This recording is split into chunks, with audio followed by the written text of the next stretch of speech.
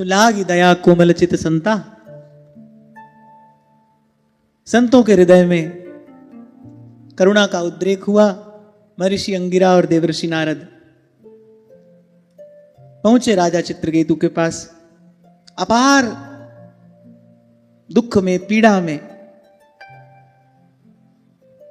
मग्न राजा चित्रकेतु। अब महर्षि अंगिरा ने बोध देना आरंभ किया,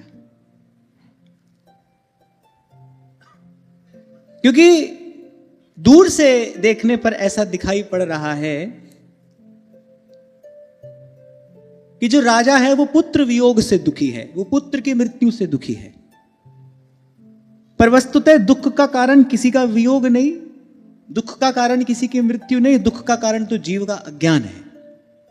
अज्ञान के कारण सब दुख है। मोह सकल व्याधिन करी मूला। और मोह के अंधेरे को दूर करने वाला केवल गुरु का, संत का शब्द रूपी सूर्य ही है। वही उदय होता है, मोह अंधकार नष्ट होता है।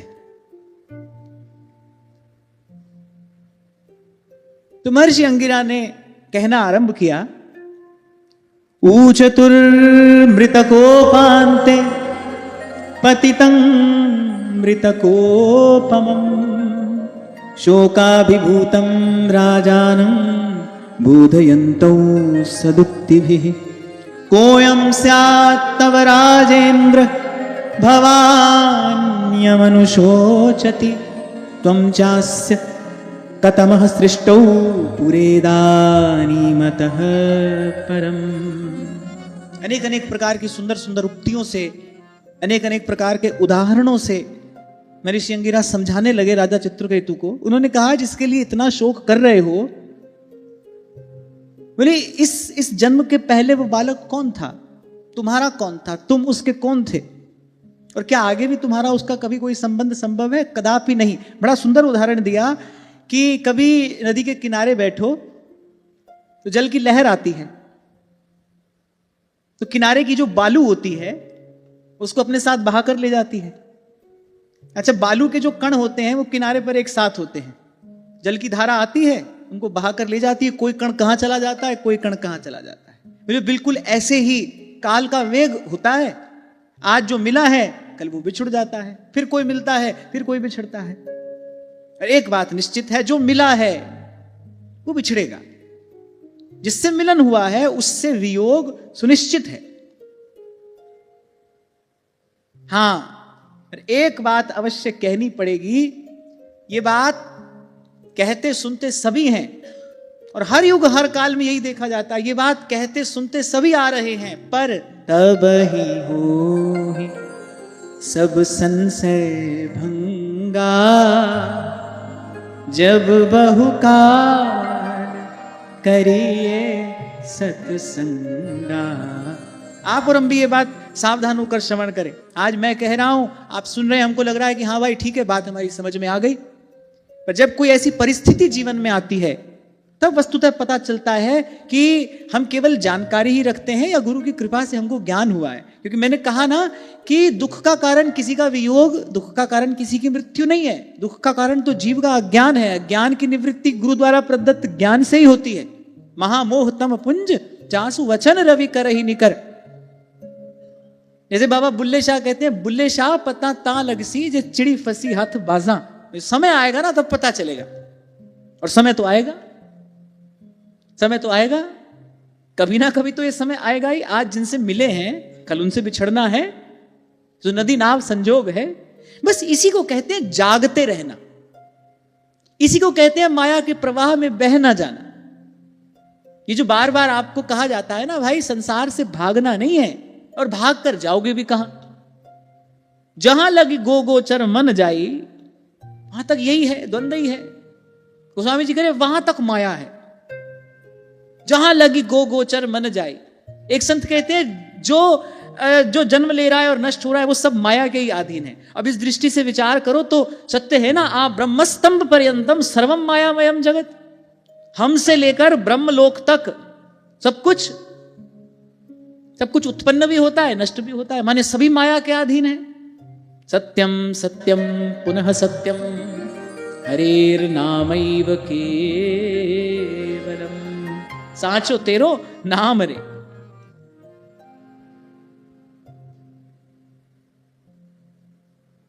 बस इसी को कहते हैं जागते रहना। माने भागकर तो कहीं जा नहीं सकते और भागकर जाने की आवश्यकता भी नहीं है और उसका कोई औचित्य भी नहीं है, उसके जीवन में कोई उपयोगिता भी नहीं है। जहां हो वहीं सत्संग का दृढ़ आश्रय लेकर बस जाग जाओ, वो मोह की तंद्रा टूट जाए। बड़ी बात है कि बस मोह की नींद से ये जन्म जन्म से सोया जीव जाग जाए। और पुनः कहकर आगे बढ़ते हैं, जागने की या अपने अपने इस मोह तंद्रा में पड़े इस स्वरूप को जगाने की विधि क्या है? महामोह तम कुंज जासु बचन रवि करहि निकर। तो कुछ भगवान के स्वरूप का ज्ञान महर्षि अंगिरा ने कराया, फिर जगत के स्वरूप का ज्ञान कराया, फिर जीव के स्वरूप का ज्ञान कराया, फिर यह भी बताया भाई भगवान की माया कैसी है। अब भाई सच्चे संत हैं, समर्थ संत हैं और बड़ा पवित्र संकल्प लेकर महाराज चित्रकेतु के पास आए हैं।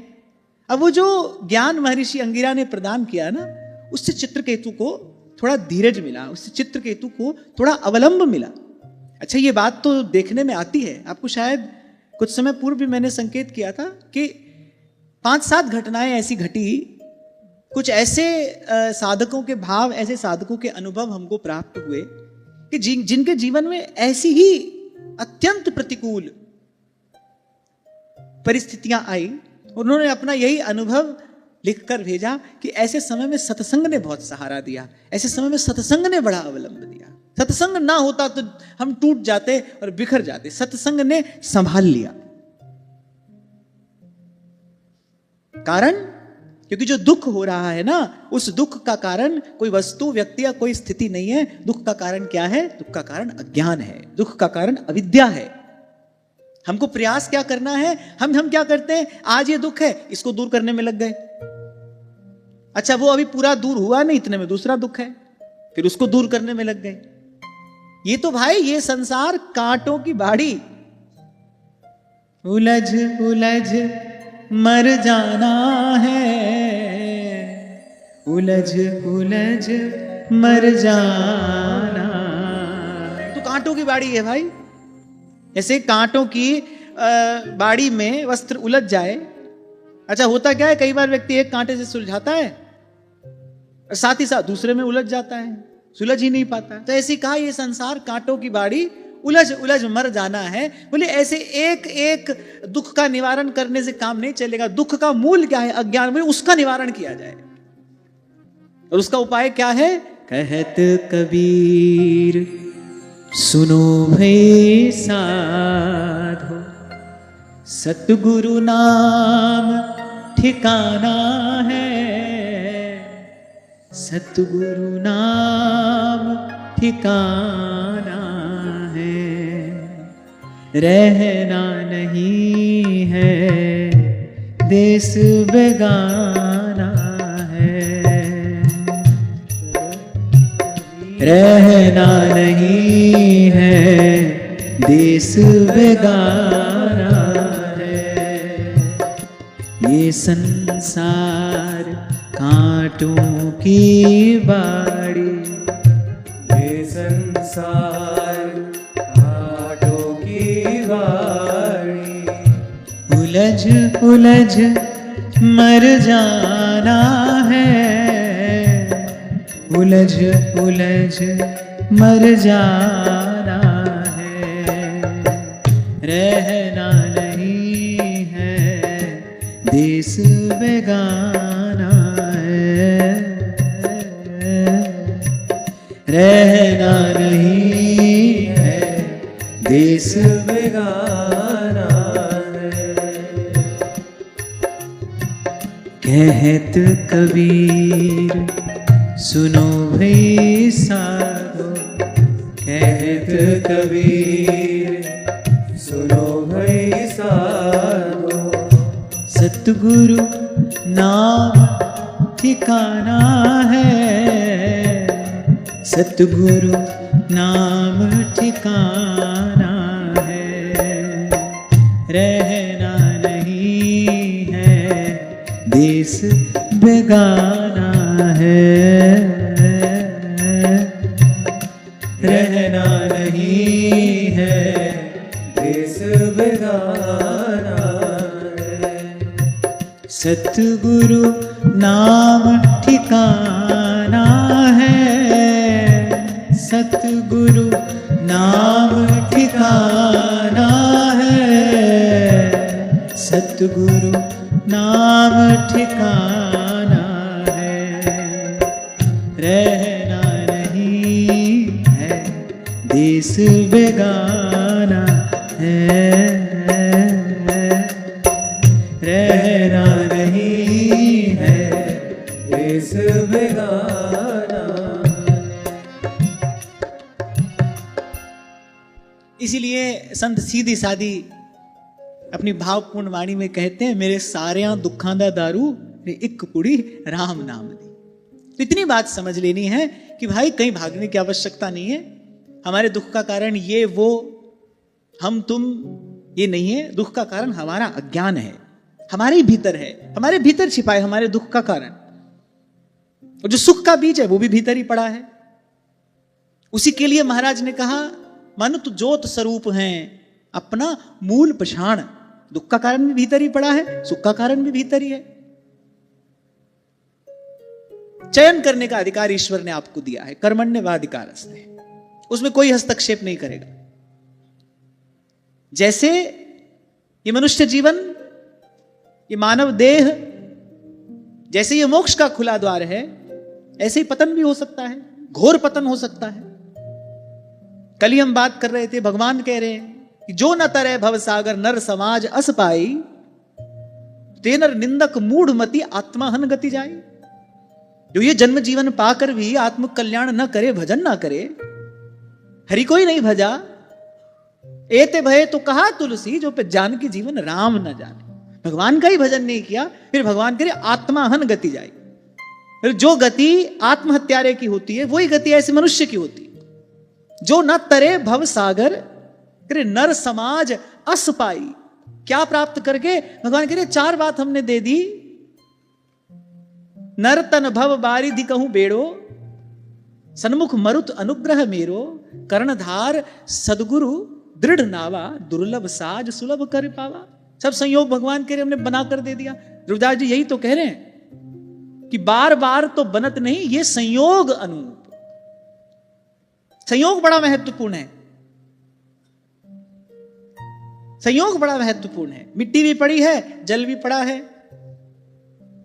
पात्र बनाने वाला भी है, लेकिन तीनों अलग अलग हैं, किसी काम की नहीं है वस्तु।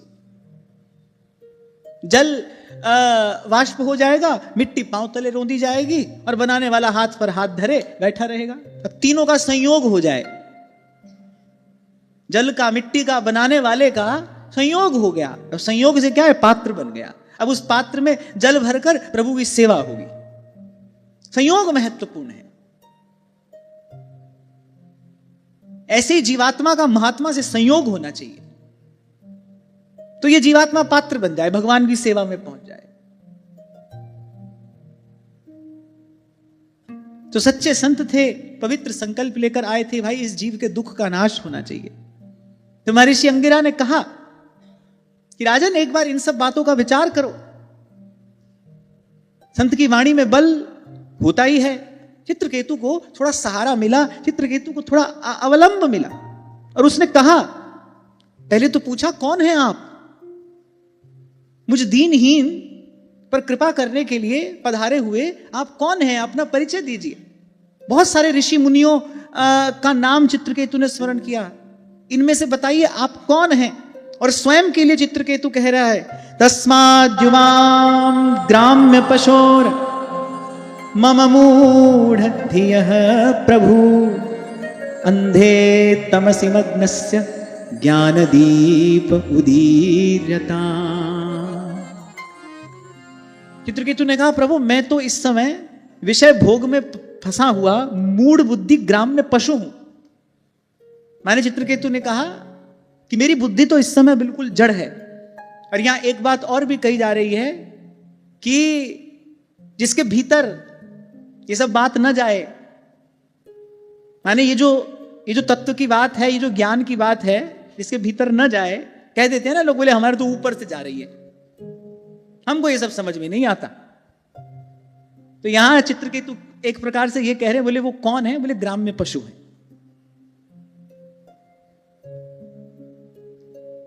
अभी कुछ दिन पहले की बात है, शायद माधव दास मुझे एक वीडियो दिखा रहा था, उसमें नीचे लोग अपना बात लिख कर देते हैं। तो कोई बड़ी गहन गंभीर चर्चा हो रही थी, हम यहीं से कोई ऐसी बात कह रहे थे। नीचे एक व्यक्ति कह रहा है कि ऐसे थोड़ी होता है, ऐसे नहीं होता है, ऐसे होता है। मैं मन में सोच रहा था, अरे मैंने कहा हम तुमसे बात ही नहीं कर रहे, तुम काहे को कूद रहे हो बीच में? हमारा तुमसे कोई लेना देना ही नहीं, हम तुमसे बात ही नहीं कर रहे। जैसे मेरे कबीर जी कहते, कहत कबीर पर सुनो भाई साधो। कबीर कह रहे मैं जो कह रहा हूं वो एक साधक के लिए कह रहा हूं। अब जो ऐसा ग्राम में पशु है, ऐसा मूढ़ बुद्धि है, उसके लिए थोड़ी कोई बात कही जा रही है। तुम काहे को बीच में कूद रहे हो? इस उछल कूद की कोई आवश्यकता नहीं। हम आपको कुछ कह ही नहीं रहे भाई, हम तो बड़ी दूर से हाथ जोड़ रहे हैं, और यहां तक नहीं, यहां तक जोड़ रहे हैं। हमको आपको कुछ कहना ही नहीं है। जहां मैं तो बार बार कहता हूं भाई, जो बात कही जा रही है ना, वो तो जो कल्याणकामी है उसके लिए कही जा रही है, ये साधक के लिए बात है। जो अभी संसार में मौज मस्ती कर रहा है, उसको लग रहा है यही सबसे बड़ा सुख है, खूब करे भाई। तो बिगानी कापरी तो अपनी निबेड़, इतना समय भी नहीं है, और समय हो भी तो ये कोई समय की सार्थकता नहीं है। ये जीवन आत्म कल्याण के लिए मिला है, आत्मचिंतन के लिए मिला है, भगवत गुणानुवाद के लिए मिला है। तो लोग कहने वाले कह देते, अरे ये सब बेकार की बात है, हमारे तो ऊपर से जा रही है। जाएगी भाई, क्योंकि इस बात को ग्रहण करने के लिए, इस बात को स्वीकार करने के लिए, इस बात से अपनी बात बनाने के लिए एक नहीं अनेक जन्मों की साधना चाहिए। मूढ़ बुद्धि में आने वाला विषय नहीं है, स्थूल बुद्धि में प्रवेश करने वाला विषय नहीं है। इसके लिए सूक्ष्म बुद्धि की आवश्यकता है, निर्मल मति, श्रद्धा से शुद्ध हो गई हो जिसकी बुद्धि। सेवक जी महाराज ही प्रार्थना करते हैं, देहु कृपा कर बुद्धि प्रकाश। इसीलिए महर्षि अंगिरा ने यह ज्ञान तब नहीं दिया जब राजा चित्रकेतु पुत्र की याचना कर रहे थे। उन्होंने कहा इस समय इसकी बुद्धि व्यग्र है, इस समय इसकी बुद्धि संसार की कामना पूर्ति में लगी है, इस समय इसको ज्ञानोपदेश नहीं किया जा सकता। कर भी देंगे तो उसका कोई लाभ नहीं होगा। श्रीमद् भागवत के महात्म्य में ये कथा हमने श्रवण की थी ना, आत्मदेव ब्राह्मण को कहा गया था, तो कहां माने? तो महर्षि अंगिरा ने कहा इस समय ज्ञान देने का कोई लाभ नहीं है, ज्ञान तो साधक को दिया जाता है, जो जिज्ञासु हो, पिपासु हो, आर्त हो। कोई ना कोई योग्यता पात्रता होनी चाहिए। तो उन्होंने कहा मैं तो इस समय बिल्कुल घोर अंधकार में डूब रहा हूं, मूढ़ बुद्धि ग्राम में पशु हूं मैं इस समय। पुत्र के मोह में अंधा, पुत्र की ममता, पुत्र की आसक्ति से व्यग्र पीड़ित, बोले मैं तो इस समय ग्राम में पशु के समान हूं और इस घोर अज्ञानांधकार में डूब रहा हूं। आप कृपा करके पधारे हैं। आप जैसे महापुरुषों का दर्शन सहज नहीं होता, सुलभ नहीं होता, और आपकी वाणी ही बता रही है, आपकी वाणी ही बता रही है कि आप सिद्ध पुरुष हैं, आप परम ज्ञान को उपलब्ध हैं, क्योंकि आपके शब्द मेरे उस दुखी व्याकुल मन को सहारा दे रहे हैं। आपके शब्दों से मेरे मन को सहारा मिल रहा है, आपके शब्दों से मुझे भीतर कुछ संतोष की अनुभूति हो रही है। आपके शब्द उस सूर्य की किरण के समान हैं। जैसे अंधेरे में एक किरण सूर्य की प्रकट होती है और धीरे धीरे अंधकार नष्ट होने लगता है, ऐसे आपके ये शब्द भी मेरे लिए उसी किरण के समान है। मुझे भी लग रहा है कि हाँ, अवश्य इस दुख से पार जाने का उपाय है। कुछ क्षण पहले तो लग रहा था कि अब जीवन भर का ये दुख है, यही मेरे भाग्य में लिखा है, इससे पार जाने का कोई उपाय ही नहीं है। पर अब आपके शब्दों से मुझे आश्रय मिला है, आपके शब्दों से थोड़ा सहारा मिला है, आपके शब्दों से संभावना जगी है कि नहीं, मैं भी इस दुख से पार जा सकता हूं। अब मुझ पर कृपा करिए और अपनी ज्ञान की ज्योति से इस अंधकार को दूर करके मुझे उस परम प्रकाश का अनुभव कराइए। मैं आपकी शरण में हूं। यही बात अभी मैंने कही ना, या तो कोई जिज्ञासु हो, पिपासु हो, या फिर कोई संसार से दुखी हो गया हो, नाच के थक गया हो। अब मैं नाचो थक्यो गोपाल, और सूरदास जी कह रहे सबे अविद्या, सूरदास की सबे अविद्या कह रहे बेगी हरो नंदलाल। ये जो बेगी हरो कहा ना, सूरदास जी कह रहे देर मत करो। चक्र के धरण हार, गरुड़न के असवार, नंद के कुमार मेरो मेरो संकट निवार। यहां सूरदास जी किसी और लौकिक संकट की बात नहीं कर रहे हैं। जीवात्मा का सबसे बड़ा संकट क्या है? वैसे अज्ञान ही जीवात्मा की सबसे बड़ी विपत्ति है। अज्ञान के कारण क्या होता है? भगवान की विस्मृति। और कहा हनुमंत विपत्ति प्रभु सोई, जब तक वो सुमिरन भजन ना हुई। अज्ञान के कारण भगवत विस्मृति होती है। तो अज्ञान ही सबसे बड़ी विपदा है, यही जीव का सबसे बड़ा संकट है, यही सब दुखों का एक मूल कारण है।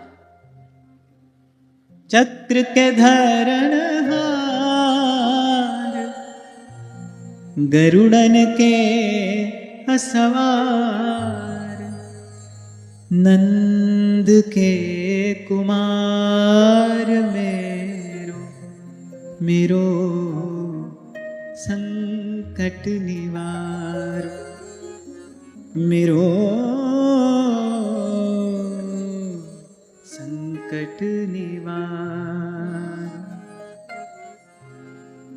गिरिवर कर धारो गज ग्राहते पुबारो,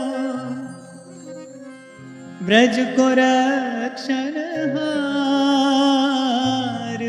मेरो प्राणन प्यारो मेरो संकट निवारो, मेरो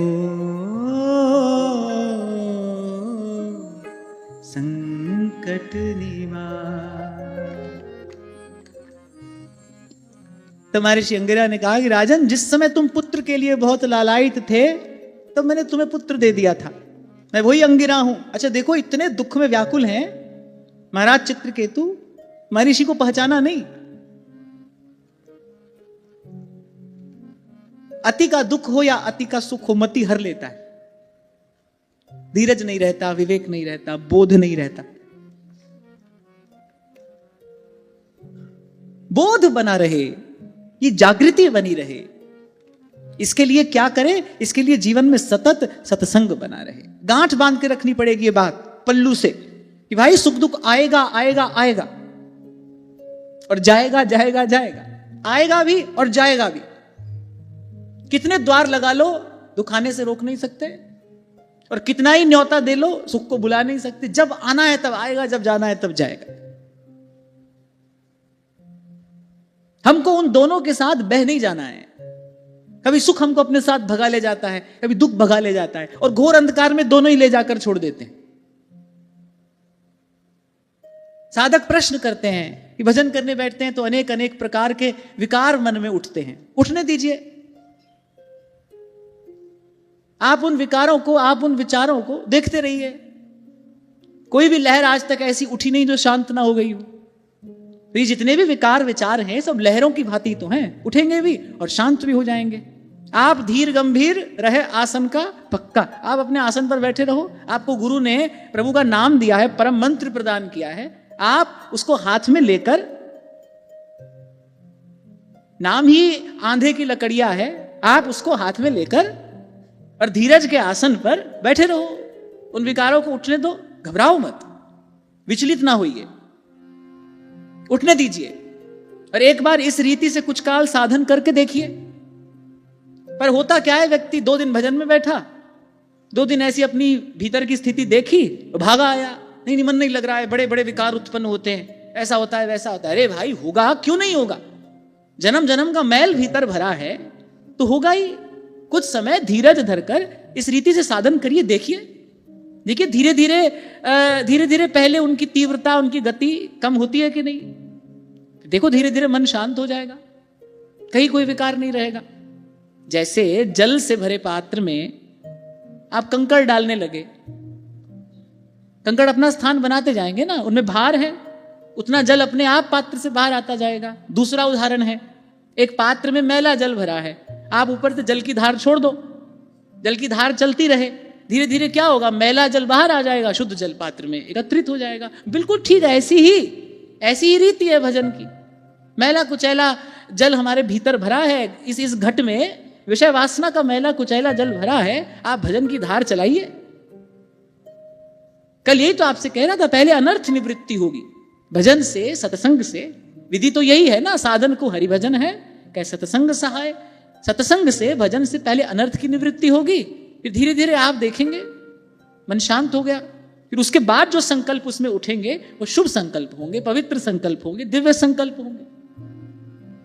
अब आप सोचो भाई कोई सर पे हाथ रख देगा और बस मन शांत शुद्ध लग गया भजन में मन, ऐसा ना आज तक कभी हुआ है और ना कभी आगे होगा।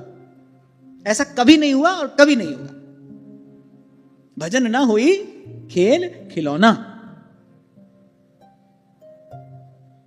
इसलिए बार बार आपको प्रेरणा दी जाती है, प्रोत्साहित किया जाता है कि भाई ये आपका कार्य है, आपको करना है और इसको करने में देर मत करिए। जो छिन जात सो फिरत नहीं, करहु उपाय अपार। सकल सयान पछाड़ भज दुर्लभ है यह बार। सुख दुख आएगा, उसके पीछे पीछे भागो मत। उसको इतनी ताकत, इतनी शक्ति मत दो, देने वाले आप ही हो। ये जो चेतन जीव बैठा है ना भीतर, किसी भी विचार को सत्ता देने वाला यही है। आप उसको सत्ता मत दो, उसको आने दो, उसको जाने दो। हमको अपने प्रभु के चरणों की शरण नहीं छोड़नी, हमको वहां से उठना ही नहीं है। हम तो वहां बैठे हैं, ये आते रहेंगे जाते रहेंगे। हाँ, पहुंचना कहां है? जहां सुख सुखी ना कर पाए, दुख दुखी ना कर पाए। अर्जुन के साथ यही तो हुआ। श्री कृष्ण अर्जुन के आगे हैं, छाता लो छाह किए शोभित हरि छाती, और कह रहे लागन नहीं देत कहूं समर आंच ताती। अब ऐसा थोड़ी था कि अर्जुन की ओर बाण आए ही नहीं, लेकिन वो निष्प्रभावी रहे। श्री कृष्ण सामने है, बड़े से बड़ा दिव्यास्त्र भी आया, वो निस्तेज हो गया। बाण अर्जुन को क्षति नहीं पहुंचा पाए। बाण तो आए, अर्जुन को क्षति नहीं पहुंचा पाए। ऐसे ही कभी सुख का बाण आएगा, कभी दुख का बाण आएगा। पर याद रखना, सुख का बाण भी आता है और सुख का भी बाण है। जो भजन से हटा दे, जो अपने को भजन भावना से हिला दे, वो कांटा ही तो है, वो बाण ही तो है। उसने क्षति तो पहुंचाई दी ना, चाहे वो सुख के रूप में आया कि दुख के रूप में आया। तो बाण तो चले। अनेक अनेक दिव्यास्त्रों का प्रयोग उन अतिरथियों महारथियों ने किया जो कौरवों की सेना में थे।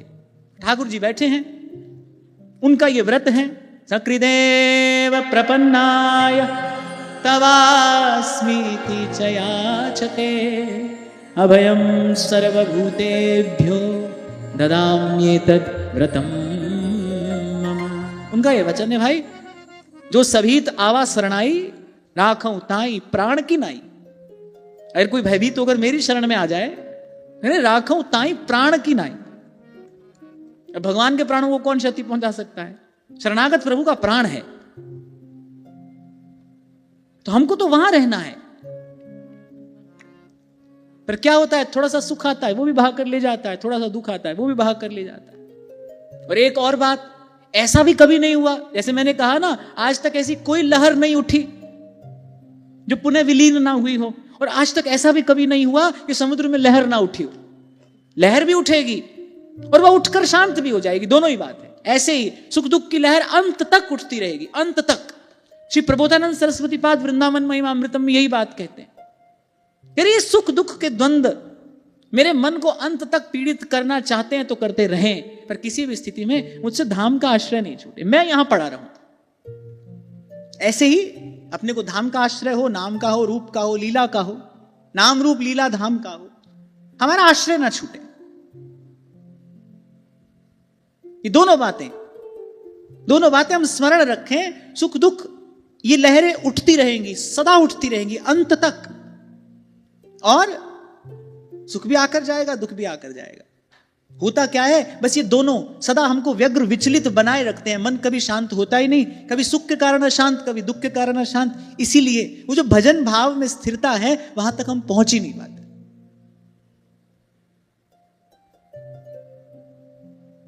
तो महर्षि अंगिरा ने कहा, बोले जिस समय तुम पुत्र के लिए बहुत लालायित थे, मैंने ही तुम्हें पुत्र दिया था।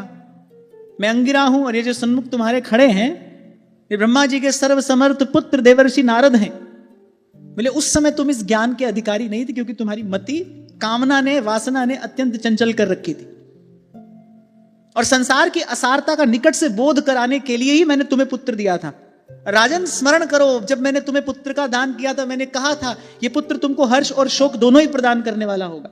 अच्छा, वैसे इसमें कोई विचित्र बात नहीं है। संसार का प्रत्येक संबंध हर्ष और शोक दोनों ही देता है। संसार के प्रत्येक संबंध से सुख और दुख दोनों ही मिलता है। आज की चर्चा बड़ी महत्वपूर्ण है। आज की चर्चा समझदार बनाने के लिए है। आप समझदार बन जाएं। ये जो तमाशा हो रहा है ना, इस तमाशे के मूल में जो व्यवस्था है उसको समझ जाएं हम। जैसे जादूगर जादू का खेल दिखाता है, नोटों की वर्षा कर देता है। अब मान लो किसी को पता नहीं है कि ये जादू का खेल हो रहा है, वो तो कहेगा भाई जाऊं और इस वर्षा में भीग जाऊं, जितना इकट्ठा कर ले सकता हूं कर लूं। लेकिन अगर कोई ये जानता है कि नहीं भाई ये जादू का खेल है, वो कुर्सी पर बैठा बैठा मुस्कुराता तो रहेगा, लेकिन कोई चेष्टा नहीं करेगा, क्योंकि वो जानता है ये तो इंद्रजाल है।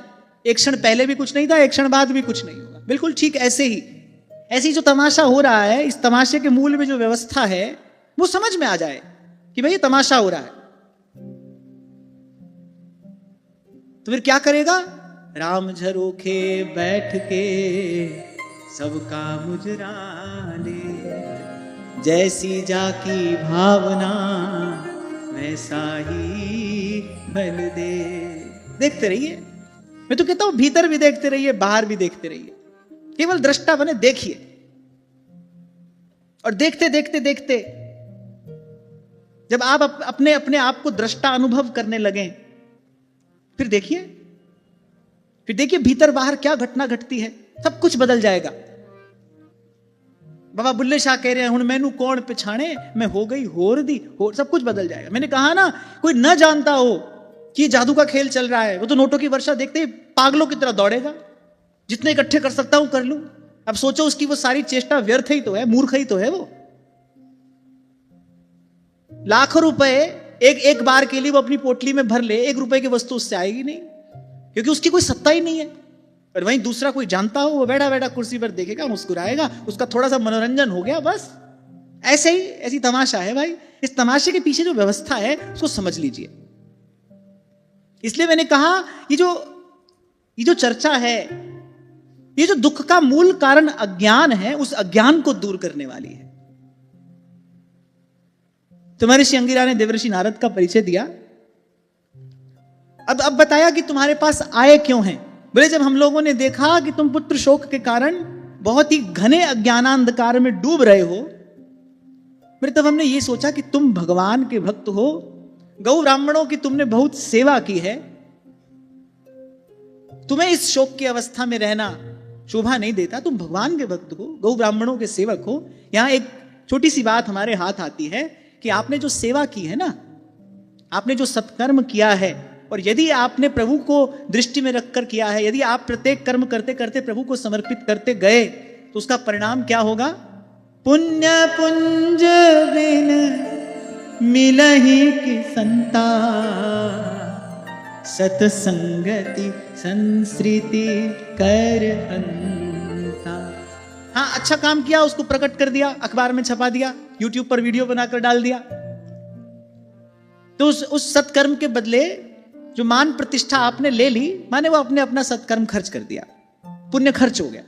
लेकिन प्रभु को दृष्टि में रखकर आप सत्कर्म करते रहे, आप सेवा करते रहे, आप अपने कर्तव्य कर्म का पालन करते रहे, संत गौ ब्राह्मण की सेवा करते रहे, अतिथि अभ्यागत की सेवा करते रहे, जीव पर दया करके जो भी साधन आपके पास था आप सत्कर्म में लगाते रहे, उसका परिणाम क्या होगा? वो पुण्य पूंजीभूत हो जाएगा।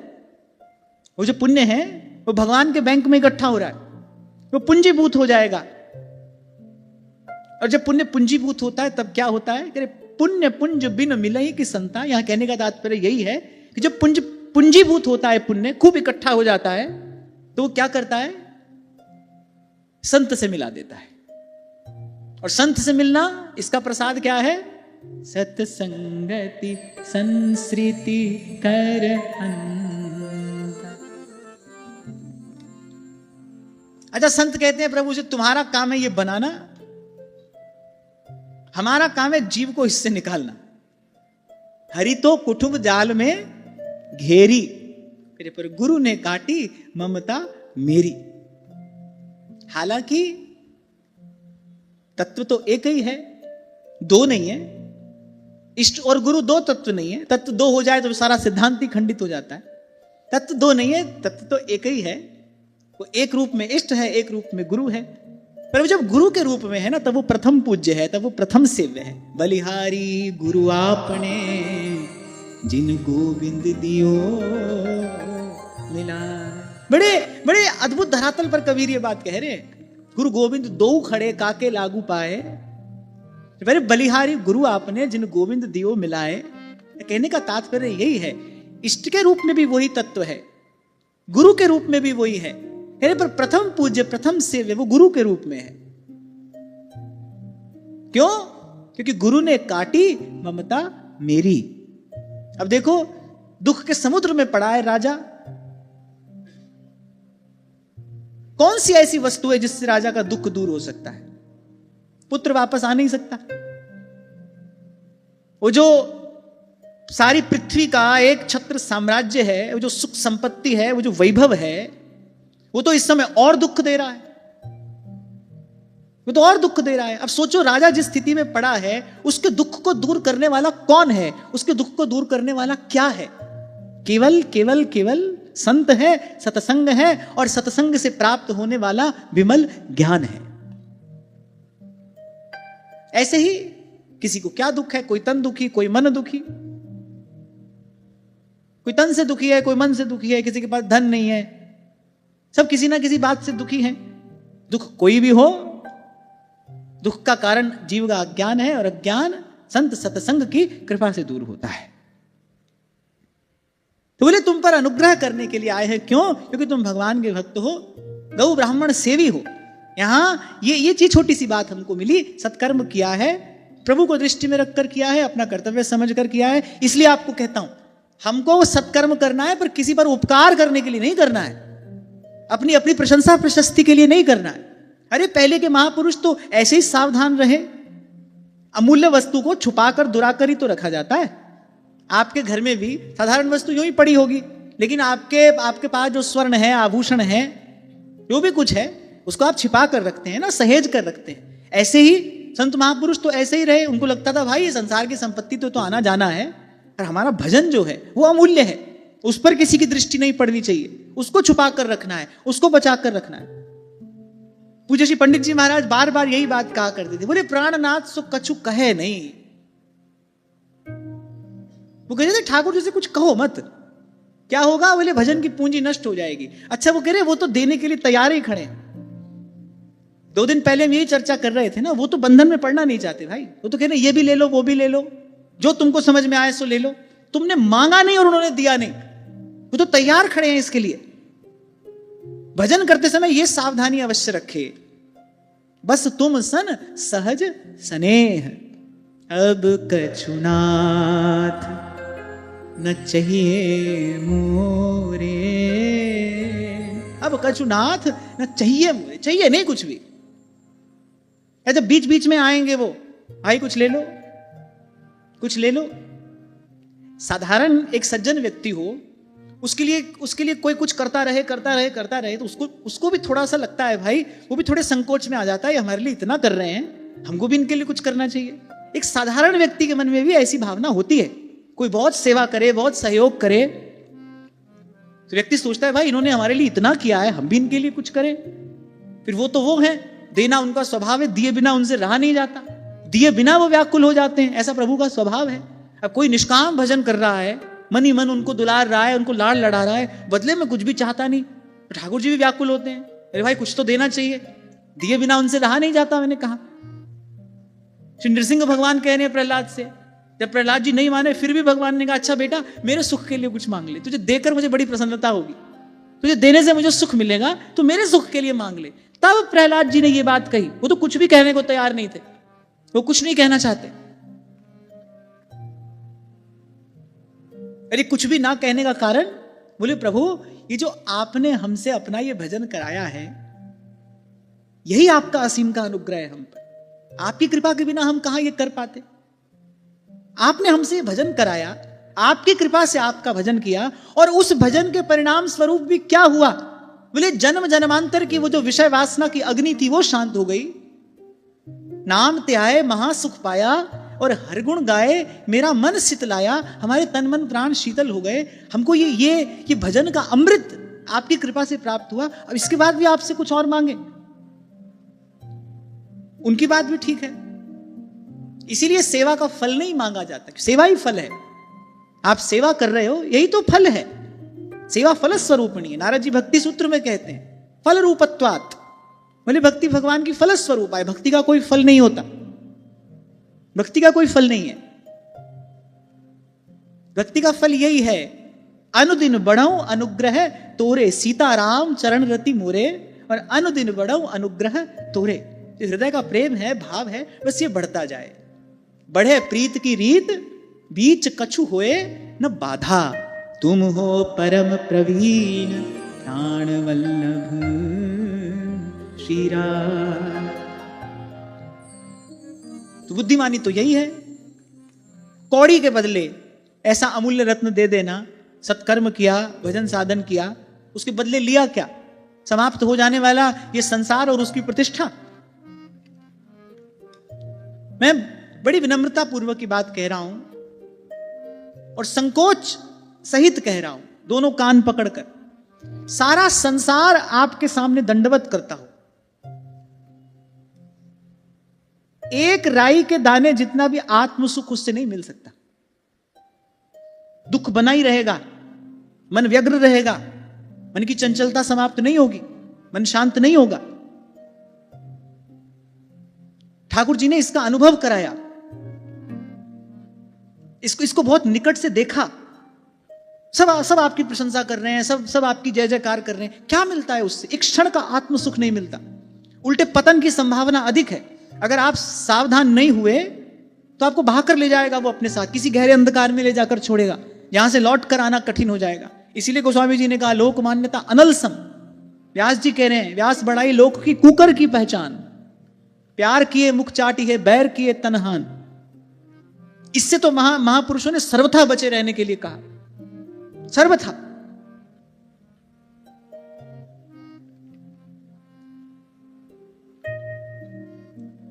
क्या कह रहा था मैं?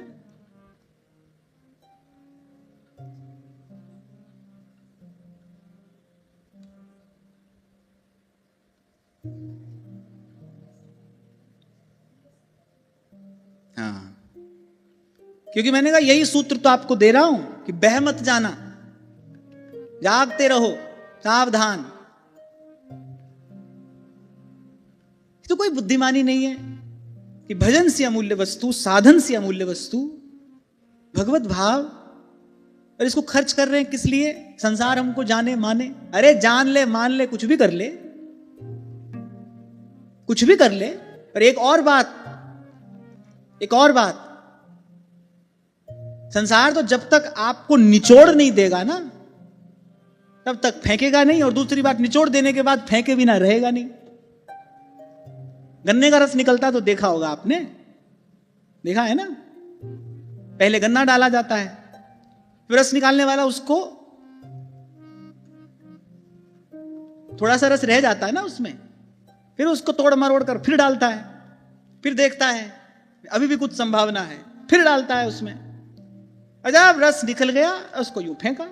यही संसार का कार्य है, यही करता है संसार। अपने ऊपर दया करो, पहले तो अपने ऊपर कृपा करो। इस संत कह रहे हैं ना, नारायण तू बैठ के अपनो भवन बुहार। इसलिए 2 दिन पहले आपको निवेदन किया था, बड़ा विनम्र निवेदन, संसार का कल्याण हम कर देंगे, ये विचार तो साधक के लिए मृत्यु के समान है। ये विचार तो साधक जीवन की मृत्यु समझिए आप। हम संसार का कल्याण कर देंगे, हम किसी को सुधार देंगे, ये साधक जीवन की मृत्यु है, सीधे सीधे। कभी भूल से भी ये विचार, इसका लेश अपने मन में ना आने दे ना। ये तो सब भाई प्रभु का लीला गुण है। तो श्रवण कीर्तन है तो हमारी भक्ति का एक अंग है। श्रवण कथन सुमिरन प्रतीति, सेवक जी महाराज कह रहे बीत काल सब जाइयो।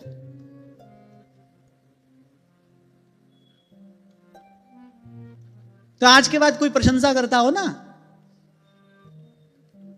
तो गन्ना और गन्ने का रस निकालने वाली मशीन याद कर लेना, वही हो रहा है तुम्हारे साथ में, कुछ नहीं है। और तुम्हारा सार सत्व जब निचुड़ जाएगा, तुम फेंक दिए जाओगे, कोई और आ जाएगा, खेत में और गन्ना आएगा, तुम समाप्त। उनको तो रस से प्रयोजन है, उसको तो रुपया देके रस पीना है, रस वाले को अपना अपना धंधा करना है, तो सबको अपना अपना काम करना है। इसलिए नानक भवजल पार करे जो गावे प्रभु के गीत। झूठी देखी प्रीत, जगत में झूठी देखी प्रीत। कोई कहेगा आप अच्छे लग रहे हैं, कोई कहेगा आप अच्छा बोलते हैं, कोई कहेगा आप अच्छा करते हैं। अरे सोचो, क्या इन लोगों का मनोरंजन करने के लिए संसार में आए हो? क्या जीवन इसीलिए मिला है? किसी को अच्छे लगे, किसी के लिए ये, किसी के लिए वो।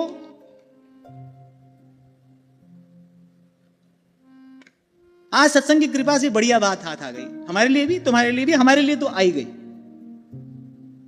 कभी प्रशंसा हो, कभी कोई बहुत लल्लो चप्पो करता हो आपकी, सावधान हो जाना, यही हो रहा है। जिस दिन तुमसे कार्य सिद्ध हुआ या जिस दिन तुम काम के नहीं रहे, उस दिन एक और फेंक दिए जाओगे। और कमी नहीं है, अनंत भगवान की रचना है। हमारे तुम्हारे जैसे बहुत हैं, बहुत हैं। कल भी बहुत थे, आज भी बहुत हैं, कल भी बहुत होंगे। अच्छा, और ये आपसे कह रहा था ना मैं उस दिन, ये जो जय जयकार करने वाले हैं, इनकी संख्या कभी कम थोड़ी हुई है, ये हमेशा सी थी। यही लोग कभी किसी की जय जयकार कर रहे थे, कभी किसी की। आज हमारी तुम्हारी करेंगे, कल किसी और की करेंगे। क्यों बाबा?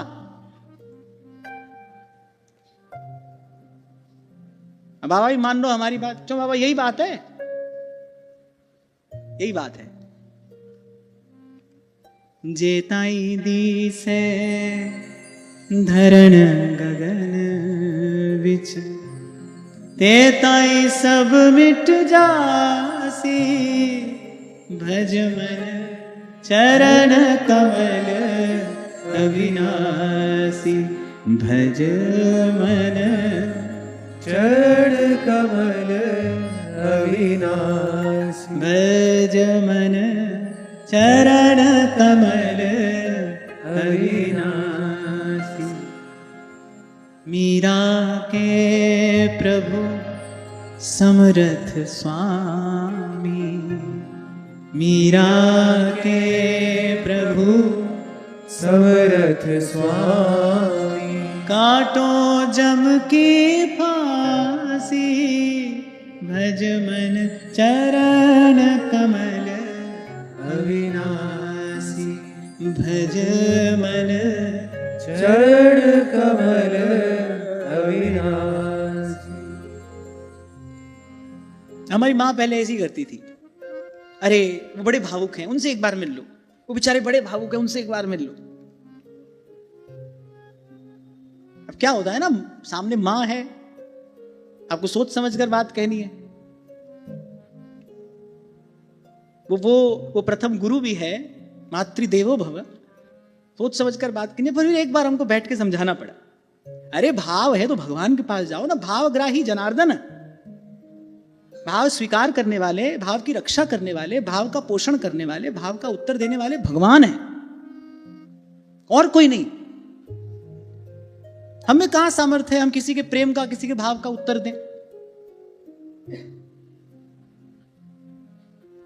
और आप इसको स्वार्थी कहना चाहो तो स्वार्थी होना कह लो, पर हम तो ऐसे ही हैं भाई। हमको तो अभी अपनी चिंता है। आप कहो कि बड़े स्वार्थी हैं, कोई बात नहीं, हमको तो अभी अपनी चिंता है। हमको तो पहले अपना कार्य सिद्ध करना है, कार्य पूर्ण करना है। जिस कार्य के लिए आए, जिस कार्य के लिए महाप्रभु जी मिले, जिस कार्य के लिए वृंदावन धाम मिला, जिस कार्य के लिए श्री जी ने अपनी चरण शरण प्रदान की, अभी तो हमको पहले वो कार्य पूरा करना है। वो कर ले, बाद देखेंगे क्या होता है। अभी तो भाई अपने काम में लगे हैं। अभी तो इतना ही है। आप देना चाहो तो हमको आशीर्वाद दो, आप देना चाहो तो हमको शुभ कामना, मंगल कामना दो कि हमारा ये कार्य पूर्ण हो जाए, इसी जन्म जीवन में पूर्ण हो जाए। भाव की रक्षा करने वाले, भाव का उत्तर देने वाले भगवान हैं, और प्रेम के पात्र भी भगवान ही हैं। कोई अपने आप को कहता हो तो ठीक है, पर हम तो कहीं से भी नहीं है, किसी भी दृष्टि से। आप श्रद्धा पूर्वक यहां हमारी बात आकर सुन रहे हो, यही आपका बहुत बड़ा अनुग्रह है हम पर। और फिर प्रभु ने स्थान पर भी बैठाया है। तो मुझे लगता है कि साधक के हित के लिए जो संतों गुरुजनों से हमको प्रसाद प्राप्त हुआ, प्रसाद का वितरण तो करना ही चाहिए, पर बड़ी विनम्रता पूर्वक और बड़े संकोच पूर्वक। ये जो सब बात आपको कही जा रही है, संतों महापुरुषों के अनुभव हैं। उन्होंने प्रसाद स्वरूप कुछ हमको प्रदान किया। मैं इस स्थान पर बैठा हूं, प्रसाद मुझे बांटना है, आपके काम में कोई बात आ सके, बहुत सुंदर बात है। पर सजग रहना है, सावधान रहना है। फिर से ये बात कहते हुए आगे बढ़ते हैं कि सावधानी ही साधना है। तो उन्होंने कहा तदैव ते परम ज्ञानम ददामि गृहमागतः ज्ञात्वान्याभिनिवेशम ते पुत्रमेव ददामः। तो पहले पहले तुम्हारे घर आया, मैं उसी समय तुम्हें इस परम ज्ञान का उपदेश कर देता, पर उस समय तुम्हें पुत्र की उत्कट लालसा थी, उस समय तुम ज्ञान के अधिकारी नहीं थे, तो उस समय मैंने तुमको यह ज्ञान नहीं दिया। अब तुम इस बात का अनुभव करो, यद्यपि मैंने तुम्हें कहा था पुत्र हर्ष और शोक दोनों ही प्रदान करने वाला होगा, पर बात तो वर्तमान की मानी जाएगी ना। आज तुम किस स्थिति में हो, और वो जो पुत्र के साथ वो जो सुंदर समय तुमने व्यतीत किया, उसका परिणाम भी वस्तुतः सुख है कि आज दुख ही है। संत यही तो करता है। संत जीव को विचार करना सिखाता है, संसार व्यवहार करना सिखाता है। भले माता पिता ही क्यों ना हो, वो व्यवहार करना सिखाते हैं। बेटा ऐसा करो, बेटा वैसा करो, इनसे ऐसा बोलो, उनसे वैसा बोलो, ऐसा चलो, ऐसा बैठो। संसार व्यवहार करना सिखाता है, संत विचार करना सिखाता है। वो आपको विवेक देगा और फिर विवेक से विचार करना सिखाएगा। कहा था कभी मैंने आपसे, केवल विचार के कारण ही जीव बंधा है, विचार से ही मुक्त होगा, विचार करके ही मुक्त होता है। एक परंपरा में तो केवल विचार ही किया जाता है, आत्मचिंतन, संसार के स्वरूप का विचार, अपने स्वरूप का विचार, ब्रह्म के स्वरूप का विचार। वो विचार करते करते ही वो जड़ चेतन की ग्रंथि है उसको खोल लेते हैं, क्योंकि विचार क्या है? मंथन है, घर्षण है। विचार घर्षण के जैसा है, मंथन के जैसा है। संसार का विचार करते करते मन में क्षोभ हो जाता है कि नहीं? एक कामी स्त्री का विचार कर रहा है, विचार करते करते उसके और अंतर में क्षोभ हो जाएगा, उसकी शक्ति का स्खलन हो जाएगा। केवल विचार करते करते ही विचार से क्या हुआ? अंदर एक अग्नि प्रकट हुई। ऐसे विचार घर्षण है, विचार मंथन है। विचार करते करते सार असार एक और हो जाता है, सार एक और हो जाता है, असार एक और हो जाता है। हाँ, बिना विवेक के विचार करोगे तो हानि करा बैठोगे। इसलिए पहले विवेक हो, विचार करने के लिए विवेक चाहिए, और बिनु सत्संग विवेक न होई। संत ने कहा अब विचार करो, अब इस संसार की दुख रूपता का विचार करो, अब इन संबंधों की असारता का विचार करो। और राजन, तुम भगवान के भक्त हो, गौ ब्राह्मण के सेवक हो, इसीलिए हम तुम्हारे पास में आए हैं। एक बार विचार करो कि क्या संसार में सुख है? क्या किसी भी प्रकार से तुम्हारे जैसा चक्रवर्ती सम्राट होकर भी क्या संसार में सुख पाया जा सकता है? और अगर मिल भी जाए तो क्या उस सुख को सदा के लिए अपने पास रखा जा सकता है? और क्या वो सुख जब समाप्त होता है तो पीछे घोर दुख छोड़कर नहीं जाता है? सब बात एक घटना से महर्षि अंगिरा ने सब बात राजा चित्रकेतु को समझा दी। और संत की कृपा से, सत्संग की कृपा से राजा चित्रकेतु की साधना का जो पूर्व पक्ष था वो सिद्ध हो गया। संसार की असारता का बोध हो गया, ज्ञान हो गया कि वस्तुतः भाई हम तो केवल दुख के ही पीछे भाग रहे थे, सुख भी दुख ही है। संसार में सुख प्रतीत होता है नहीं। जैसे कहने वाला कहता है, दर्पण में मुख और संसार में सुख दिखता है, होता नहीं है। दर्पण में मुख दिखाई पड़ रहा है थोड़ी। ऐसी संसार में सुख दिख रहा है नहीं। तो दर्पण में मुख और संसार में सुख दिखता है, होता नहीं। इसीलिए बुद्ध जन इसको मृग मरीचिका कहते हैं। मृग मरीचिका है, मृग तृष्णा। मरुस्थल में दौड़ता है हिरण, वहां है जल, वहां पहुंचकर देखा फिर वही रेत, फिर सूर्य की किरण पड़ती है, जल का आभास होता है, मिथ्याभास। ऐसे ही संसार में सुख का मिथ्याभास है। वो जीव को दौड़ाए रहता है, भटकाए रहता है, भरमाए रहता है। इससे मुक्त होना है, लक्ष्य पर दृष्टि रखिए। ये जो अभी मैंने आपको निवेदन किया ना, भाई जो कार्य हम करने के लिए आए हैं वो कार्य हो। अच्छा, और एक और बात मैं आपको बताऊं, बाकी सब कार्यों में अंततः असफलता ही हाथ लगती। भगवान का भजन नहीं किया, उसके अतिरिक्त जो भी किया अंत में तो असफल ही हुए ना। भूत भविष्य कुछ भी हो, वर्तमान असफलता ही है। भजन करोगे तो आज नहीं तो कल सफल होगे। लक्ष्य पर दृष्टि रहे। और जो चर्चा के आरंभ में आपको मैंने निवेदन किया, कहीं भागना नहीं है, फिर जगे रहना है, सावधान रहना है। हम किसी का कल्याण कर देंगे, मैं फिर दोहरा रहा हूं अपने शब्द, ये तो साधक के लिए मृत्यु के समान है। उसके साधक जीवन की मृत्यु है ये। हम किसी का कल्याण करेंगे। इन सब बातों से अपने आप को बचा कर रखते हुए, अपने आप को सहेज कर रखते हुए, अपने आप को संभाल कर रखते हुए जो कार्य है उसको करिए, करने में लगिए। यही डर ही डरप हरिवंश हित, ये बात महाप्रभु कह रहे। यही डर ही डरप हरिवंश हित। वो कह रहे देखो ऐसे बड़े बड़े योगी, ऐसे बड़े बड़े पुण्यात्मा, एक क्षण नहीं लगा और पथ पतन हो गया। यही डर ही डरप हरिवंश हित, जिन अब भ्रम ही गुण सलिल पर, और जिही नाम अनि मंगल लोक तिहु, तो हरि पद भज न विलंब कर, हरि पद भज न विलंब कर। और कहीं कभी किसी समय प्रभु की कृपा से, संतों आचार्यों की कृपा से ये शब्द अगर किसी को लग गए, अभी तो ठीक है हम कह रहे हैं, आप सुन रहे हो, ये तो कहना सुनना है, पर अगर कभी कहीं किसी को ये शब्द लग गए और उसके बाद वो ईमानदारी से साधन में लग गया, तो उसके बाद जो सुख, जो आनंद, जो प्रसाद प्राप्त होता है, इसका साक्षी श्री हरिवंश प्रमाण मनम। अपना अंतर इसका प्रमाण है, अपनी अंतर आत्मा इसका प्रमाण है। किसी के प्रमाण पत्र की आवश्यकता नहीं है।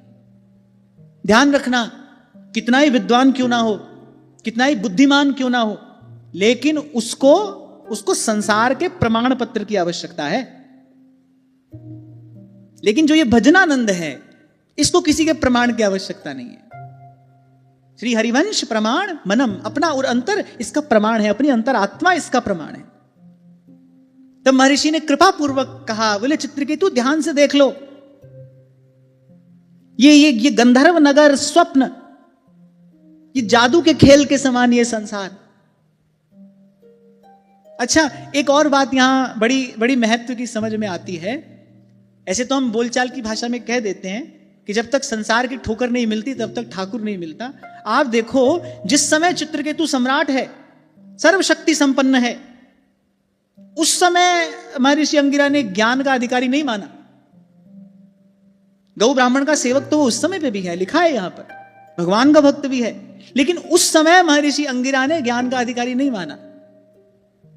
अब जब दुख में पड़ा है, पीड़ा में पड़ा है, जब वो आर्त है, महर्षि ने कहा इस समय इसको ये औषधि देनी चाहिए, इस समय ये औषधि कार्य करेगी। तो ऐसे जब अपने जीवन में भी ऐसी कोई विपरीत परिस्थिति हो, अपने जीवन में भी जब कोई ऐसी प्रतिकूल परिस्थिति हो, तो अपने को प्रभु के चरणों में इसी बात का विश्वास, भरोसा सुदृढ़ रखना है कि भाई हो सकता है अभी मुझे संसार की दुख रूपता का पूरा अनुभव नहीं हुआ होगा, बस संसार की असारता का अनुभव कराने के लिए प्रभु ये सब लीला कर रहे हैं। जिस दिन मन मान जाएगा, जिस दिन उर अंतर में इस बात का प्रकाश हो जाएगा, उस दिन ये सब समाप्त हो जाएगा। और दुख तभी तक तो दुखी है ना जब तक आपको दुखी कर रहा है। जब तक दुखी कर पा रहा है तभी तक तो दुख है। अगर आपको दुखी ना कर पाए तो फिर कैसा दुख है। सुख भी तभी तक सुख कहलाने योग्य है ना जब तक आपको भीतर कुछ हलचल दे रहा है। भीतर कुछ है ही नहीं, आप अपने स्वरूप में स्थित हैं, फिर सुख ना सुख है और दुख ना दुख है। और जो छोटा सा उदाहरण मैंने आपको निवेदन किया, दो बातें कभी नहीं होती। ऐसा कभी कोई क्षण नहीं आता जब समुद्र में लहर ना उठती हो, और ऐसा भी कभी नहीं होता कि कोई लहर उठे और वो शांत ना होती। समुद्र में लहर भी सतत उठेगी और उठने वाली लहर शांत भी अवश्य होगी। ऐसे ही जीवन के अंत तक, अंतिम श्वास तक सुख दुख आएगा और सुख और दुख आकर जाएगा भी, ये निश्चित बात है। अगर दुख से बचना और क्षणिक सुख प्राप्त करना ही हमारा लक्ष्य रहा, फिर तो भाई एक जन्म नहीं, जन्म जन्म यही संसार का द्वंद्व है। पुनरपि जन्मम पुनरपि मरणम। इसलिए भगवान कह रहे कथयन्त्यश्च माम नित्यम तुष्यन्ति च रमन्ति च तेषां सतत युक्तानां भजतां प्रीतिपूर्वकं ददामि बुद्धि योगम तम येन माम उपयान्ति ते। भगवान कह रहे प्रसन्न होता हूं, फिर ददामि बुद्धि योगम तम, ये बुद्धि योग उसको प्रदान करता हूं। और मैं आपको कैसे कहूं क्योंकि वाणी का विषय नहीं है, अनुभव रूपम। कि जब ये बात समझ में आ जाती है ना, जब ये बात समझ में आ जाती है, जब गुरु की कृपा से वो कपट का कपाट ढह जाता है और अंतर में इस बात का बोध हो जाता है, प्रकाश हो जाता है, फिर प्रेम नगर में रहनी हमारी, प्रेम नगर में रहनी हमारी, चारों दिशा जगीरी में, मन लागो मेरो यार फकीरी। जेल में पड़े हुए एक आदमी को कहो, भाई 2 विकल्प हैं तुम्हारे पास, एक तो तुमको बढ़िया भोजन, बढ़िया वस्त्र सब देंगे लेकिन रहो जेल में ही, और एक है कुछ नहीं मिलेगा, जेल से छूट जाओगे। क्या लेगा वो? क्यों? क्योंकि पराधीन सुपने हूं सुख नाही, जेल से छूटेगा। वो विचार भी नहीं करेगा, वो नहीं, तुम्हारा बढ़िया भोजन पानी तुम रखो, तुम्हारे बढ़िया वस्त्र आभूषण तुम रखो, हमको तो यहां से मुक्त करो। ऐसा ही तो है, सोचो विचारो। पराधीन पड़े हो, जेल में बंद हो, एक विकल्प यही है, जेल में पड़े रहो, थोड़ा सुख थोड़ा दुख तुमको मिलता रहेगा, कभी कम सुख कभी कम दुख, ऐसी व्यवस्था तुम्हारे लिए कर दी जाएगी, पड़े रहो जेल में। और एक है ये कुछ नहीं, पर स्वाधीन हो जाइए, अपने स्वरूप में स्थित हो जाइए, मुक्त हो जाइए, स्वतंत्र हो जाइए। और फिर कह रहा हूं, ये निर्णय आपको करना है। भगवान तो आपको विकल्प दे रहे हैं, चुन लो इसमें से एक बात चुन लो, यही चुनिए। सुख दुख दोनों से मुक्त हो जाना है, ना सुख का लोभ रहे ना दुख का भय रहे, शुभ अशुभ दुर्ग विध्वंसी दल, तब जयति जयति जग उच्चरे।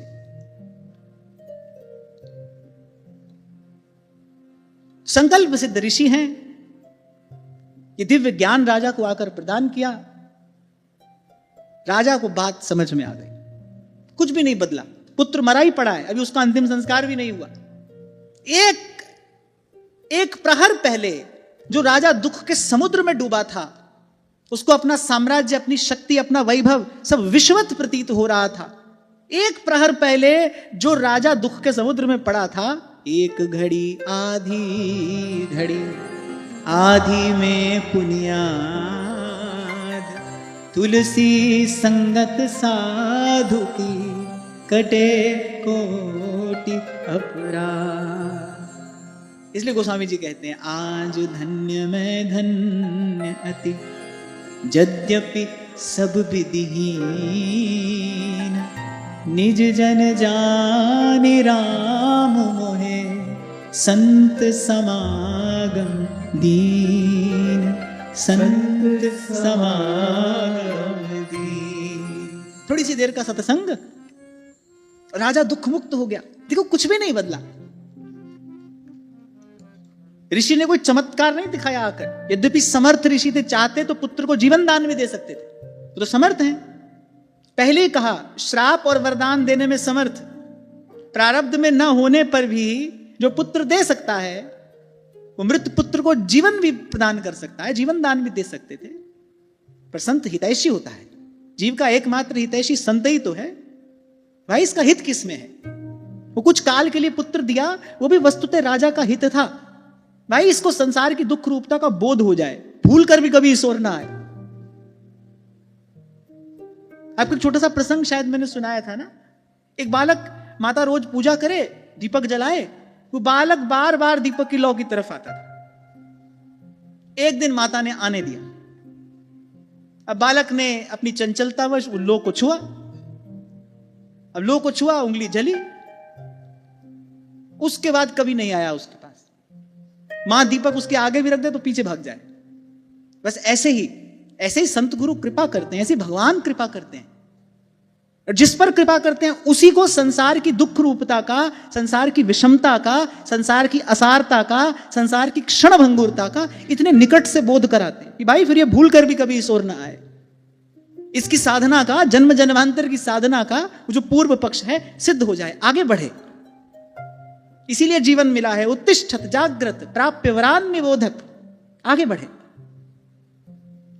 प्रभु के चरणों तक पहुंच जाए। राजा दुख मुक्त हो गया, अपने स्वरूप में स्थित। ऋषि ने कोई चमत्कार नहीं दिखाया, ऋषि ने समझदार बना दिया। और सत्संग समझदार बनाता है। भगवान स्वयं ही कह रहे हैं ना भाई, कह रहे जो दिन रात मुझ में लगा है उसको मैं क्या देता हूं? भगवान ने कहा कुछ नहीं, समझदार बना देता हूं। ददामि बुद्धि योगम तम। और भगवान ने कहा इसी से मेरे तक आया जा सकता है, इसी से। ददामि बुद्धि योगम तम येन माम उपयांति ते। ये बुद्धि योग उस जीव को मुझ तक ले आता है। तब देवर्षि नारद ने कहा राजन अब तुम स्थिरमति हो, अब तुम एकाग्र चित्त हो, तुम्हारे मन की चंचलता, तुम्हारे मन की व्यग्रता अब सब समाप्त हो गई है।